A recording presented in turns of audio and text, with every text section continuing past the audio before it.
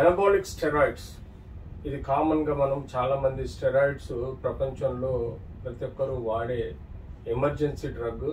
అంతేకాకుండా ఇది చాలా రోగాలకు ఏవైతే నొప్పితో ఇన్ఫ్లమేషన్ తగ్గదో ఈ స్టెరాయిడ్స్ వాడడం అన్నది కామన్గా అన్ని డిపార్ట్మెంట్స్లో జరుగుతుంది. కానీ స్టెరాయిడ్ ఎక్కువ వాడితే దాని అనర్థాలు కూడా ఎక్కువగా ఉంటాయి.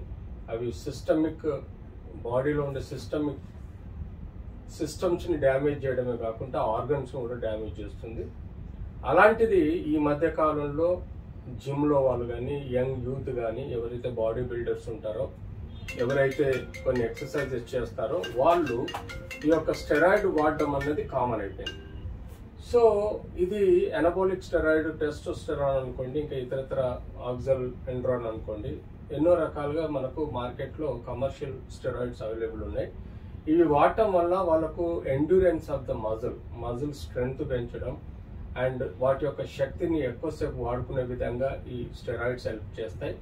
బాడీలో ఫ్యాట్ తగ్గించే ప్రయత్నం కూడా ఈ స్టెరాయిడ్ చేస్తాయి. దీని మూలంగా మనకు ఎక్కువగా బాడీ బిల్డర్స్, జిమ్మర్స్, అలాగే ఎక్కువగా ఈ వృత్తిలో ఉండేవాళ్ళు, స్పోర్ట్స్ మెన్ ఈ స్టెరాయిడ్స్ వాడటం వల్ల వాళ్ళకి స్ట్రెంగ్త్తో పాటు ఎండ్యూరెన్స్ అంటే వాళ్ళ కెపాసిటీని పెంచి వాళ్ళ కెపాసిటీకి మించిన స్పోర్ట్స్ యాక్టివిటీ చేసి గెలవాలనే కోరికతోటి ఈ స్టెరాయిడ్స్ వాడతారు.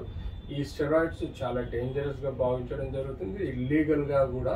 ఎందుకంటే ఈ స్టెరాయిడ్స్ డోపింగ్లో దొరికిపోతే ఆ వ్యక్తి పర్మనెంట్గా ఈ స్పోర్ట్స్ నుంచి రిటైర్ అవ్వాల్సిన అవసరం ఉంటుంది, సస్పెండ్ అవ్వాల్సిన అవసరం ఉంటుంది. సో స్టెరాయిడ్ అనేది కేవలం మెడికల్ ఇండికేషన్ ఉన్నప్పుడే వాడాలి.